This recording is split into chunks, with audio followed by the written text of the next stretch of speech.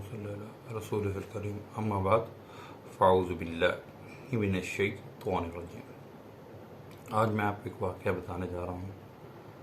ایک مزدور کیسے ایک بزرگ کو توبہ کرواتے ہیں۔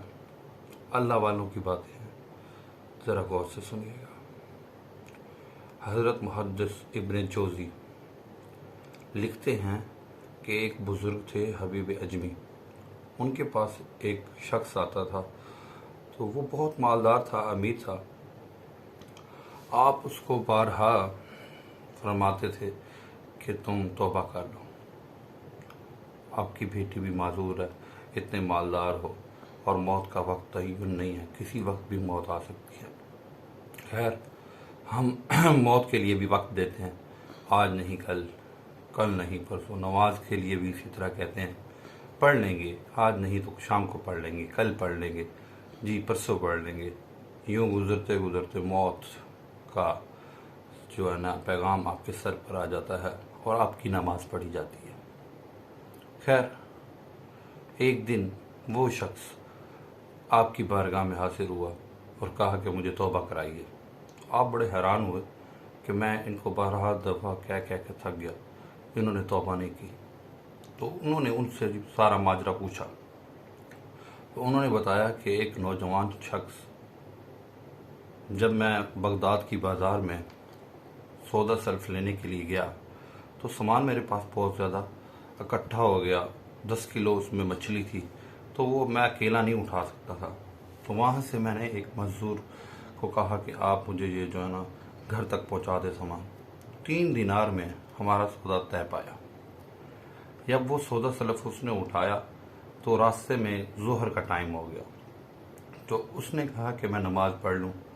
تو انہوں نے کہا کہ بالکل آپ نماز پڑھ لیں۔ تو وہ شخص باہر بیٹھ گیا اور وہ جو نوجوان ہے وہ نماز پڑھنے چلا گیا اور نماز پڑھ کے سب سے پہلے نکلا، اور وہ جو شخص تھا جس نے اس کو 3 دینار دینے تھے، اس نے مخاطب کیا کہ آپ سب سے پہلے نماز پڑھ کے کیوں نکلے ہیں؟ اس نے کہا کہ آپ یہ نہ سمجھیں کہ میں اپنے کام میں چوری کرتا ہوں، لہذا اللہ کا فرض وہ پورا کر دیا، جو نفل ہے وہ میں بعد پڑھ لوں گا۔ خیر، وہ شخص بہت متاثر ہوا اور چل دیے یوں۔ راستے میں گرمی کی شدت بہت زیادہ تھی اور وزن بھی بہت زیادہ تھا۔ تو انہوں نے کہا، اس شخص نے کہا کہ یہ جو آپ کا بوجھ ہے میں ڈیوائیڈ کر لیتا ہوں، آپ مجھے دے دیں۔ تو اس نوجوان نے کہا کہ اگر آپ یہ میرا بوجھ ڈیوائیڈ کرتے ہیں، اگر آپ اٹھاتے ہیں تو میں اپنی اجرت 3 دینار نہیں لوں گا، اس سے کم لوں گا جو میری آپ سے طے پائی ہے۔ خیر، گھر پہنچ گئے، منزل مقصود تک پہنچا دیا اس کو۔ تو وہ جو شخص تھا وہ اپنی اہلیہ کے پاس گیا اور اس کو سارا ماجرا بتایا، اور اس نے کہا کہ یہ اللہ کا نیک بندہ ہے، اس کو ہم کھانا کھلاتے ہیں۔ تو اس کی بیوی نے کہا بالکل، آپ جو ہے نا پوری ان کو بٹھائیں، ہم ان کو کھانا کھلاتے ہیں۔ تو وہ شخص باہر آیا اور اس نوجوان کو 3 دینار اس کی اجرت دی اور کہا کہ آپ بیٹھیں، کھانے کا ٹائم ہو گیا، کھانا کھا کے جائیں۔ اس پر اس نوجوان نے کہا کہ میرا آج روزہ ہے، اور یہ کوئی رمضان نہیں تھا، نفلی روزہ رکھا ہوا تھا اس نے، اور حضور پاک صلی اللہ علیہ وسلم کا حکم ہے کہ یا روزے رکھے جائیں، یا نکاح کریں، یا روزے رکھیں۔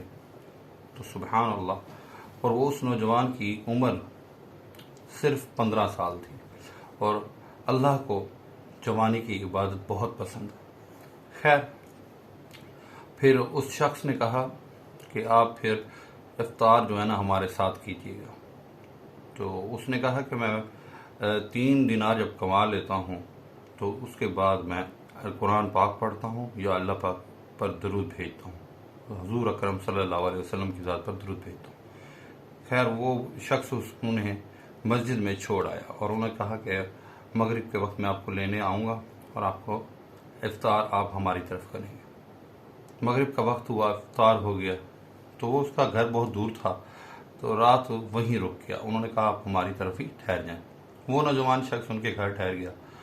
تو ان کی اہلیہ کے ساتھ بھی ان کی بات ہوئی اس شخص کی، اور اپنی بیٹی کو بھی بتایا جو معذور تھی کہ آج ہمارے گھر ایک اللہ کا نیک بندہ آیا ہوا ہے اور یہ نوجوان لڑکا ہے۔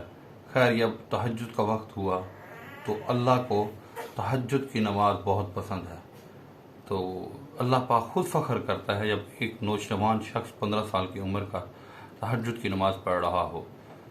تو خیر اس کے بعد جب وہ تہجد کی نماز کے لیے اٹھا تو نماز پڑھنے کے بعد، کیونکہ نماز کے لیے جب اٹھا تو وہ کونڈی کی آواز پیدا ہوئی، تو وہ جو اس کی بچی تھی، بیٹی تھی، وہ بھی اٹھ گئی اور اس نے اسی لمحے یہ دعا کی کہ یا اللہ اگر یہ نیک بندہ ہے تو اس کے صدقے میری معذوری کو ٹھیک فرما دے۔ تو بس یہ ابھی دعا کا پوری ہی نہیں ہوئی تھی کہ وہ بچی بالکل ٹھیک ہو گئی۔ تو اس نے اپنے والدین کو جا کے بتایا، تو انہوں نے جا کر سوچا کہ یہ خوشخبری، اس شخص نے کہا کہ یہ خوشخبری میں جا کر اس نوجوان کو دوں پر جب وہ وہاں گئے تو وہ نوجوان موجود نہیں تھا اور اس کی جگہ ایک خط لکھا ہوا تھا، وہاں پر وہ چھوڑ گیا تھا اور اس میں لکھا تھا کہ آپ میرے پیچھے نہ آئیے گا، اللہ پاک آپ کو بھی خوش رکھے، اور جو اللہ پاک نے آپ پر جو فضل کیا ہے، جو میرے پر فضل کیا وہ آپ پر بھی کرم کیا ہے اس نے، تو آپ بجائے میرے پیچھے آئیں، اللہ کی بارگاہ میں سجدہ ریز ہوں اور توبہ کریں اور اللہ کی بارگاہ حضور پاک صلی اللہ علیہ وسلم کی تعلیمات پر عمل کریں۔ بس تو وہ یہ سارا قصہ سنایا، تو جو حبیب اجمی تھے بزرگ، تو وہ سن کر بہت متاثر ہوئے کہ یہ شخص میرے کہنے پر توبہ نہیں کرتا تھا، تو یہ ایک نوجوان سے متاثر ہو کر توبہ کے لیے میری بارگاہ میں حاضر ہوا۔ تو ہمیں اپنے جیتے جی جب تک سانس ہے تو تب تک توبہ قبول ہے، جب آپ مر گئے تو بس پھر ختم، چیپٹر کلوز۔ تو میری یہی بارگاہ ہے، میسیج ہے آخر میں کہ اللہ کی بارگاہ میں کل یا 1 منٹ بعد کا نہ سوچیں، فوراً ہی توبہ کر لیں۔ والسلام۔